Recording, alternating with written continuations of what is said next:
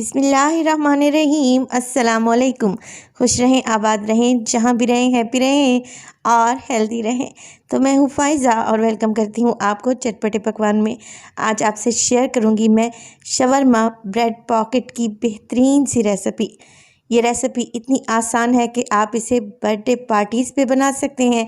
High tea के लिए ideal recipe है। इसके अलावा बच्चों के लंच बॉक्स के लिए भी तैयार कर सकते हैं। तो रेसिपी को एंड तक देखिएगा। रेसिपी अच्छी लगे लाइक कर दें और चटपटे पकवान को सब्सक्राइब भी कर लें। तो चलें जी, जल्दी से स्टार्ट कर लेते हैं अपने मज़ेदार से चिकन ब्रेड पॉकेट शवरमा। सबसे पहले तो मैं फिलिंग तैयार करूंगी, जिसके लिए एक फ्राइंग पैन में डालूंगी 2 से 3 टेबलस्पून ऑयल और तकरीबन 1 पाव चिकन है मेरे पास बोनलेस, जिसे मैंने स्ट्रिप्स कटिंग में यानी कि जूलियन कटिंग में काट दिया है। अब यहाँ पर चिकन को फ्राई करेंगे और फ्राई करने के साथ साथ मैं इसमें 1 टीस्पून अदरक और लहसुन का पेस्ट भी डाल दूँगी, ताकि चिकन का कलर भी चेंज हो जाए और साथ के साथ अदरक लहसुन भी भुन जाए। जैसे ही चिकन का कलर चेंज हुआ और अदरक लहसुन से अच्छी सी खुशबू आने लगी, हम इसमें शामिल करेंगे कुछ बेसिक स्पाइसेस। तो नमक डालेंगे 1/4 टीस्पून, तकरीबन हाफ़ टी स्पून डालूंगी मैं इसमें सुरख मिर्च का पाउडर। ज़ीरा पाउडर भी शामिल करेंगे 1/4 टीस्पून और काली मिर्च भी सेम क्वांटिटी में ही डाल देंगे। हल्दी डालेंगे 2 चुटकी, ताकि अच्छा सा कलर आए। आप लोग ज़र्दा फूड कलर भी शामिल कर सकते हैं। बस जी, मसालों को चिकन में अच्छे से मिक्स करें कि मसाले अच्छे तरीके से कोट हो जाएं चिकन के ऊपर। अब हमने शामिल करना है इसमें 1 कप पानी, क्योंकि चिकन को हमने गलाना भी तो है।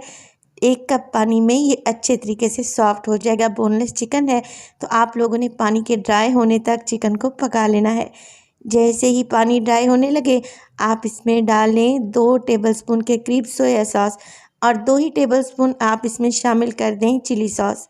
कुछ लोग इसमें सफ़ेद सिरका भी डालते हैं, मगर मैं नहीं डाल रही, क्योंकि बहुत ज़्यादा खट्टा चिकन अच्छा नहीं लगेगा, क्योंकि चिली सॉस में भी अच्छी खासी खटास होती है।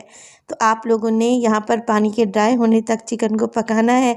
बस जी, बेहतरीन सी हमारी शवरमा की फिलिंग एकदम तैयार है।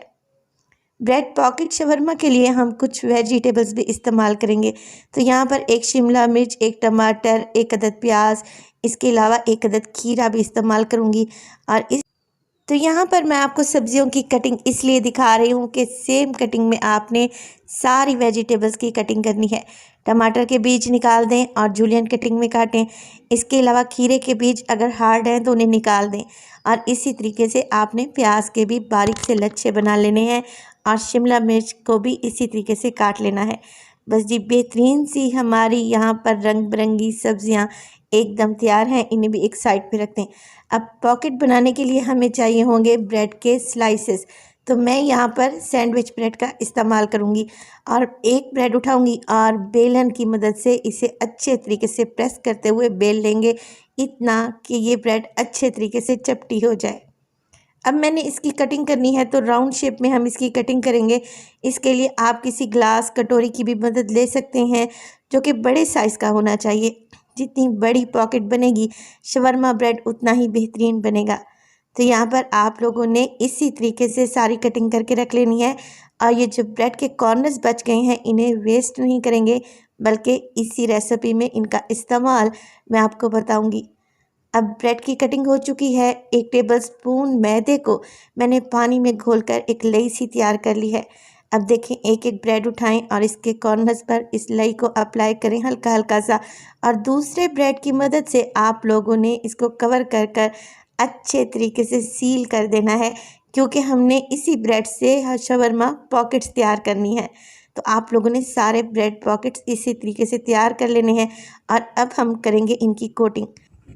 तो कोटिंग बनाने के लिए मैं अंडों का इस्तेमाल करूंगी। अगर आप लोग अंडे इस्तेमाल नहीं करना चाहते तो 3 टेबलस्पून आप मैदा लें, इसमें हस्बे ज़रूरत नमक और मिर्च डालें और एक पतला सा घोल बना लें। अंडों की रिप्लेसमेंट में आप मैदे का घोल इस्तेमाल करें तो आपको सेम रिज़ल्ट मिलेगा।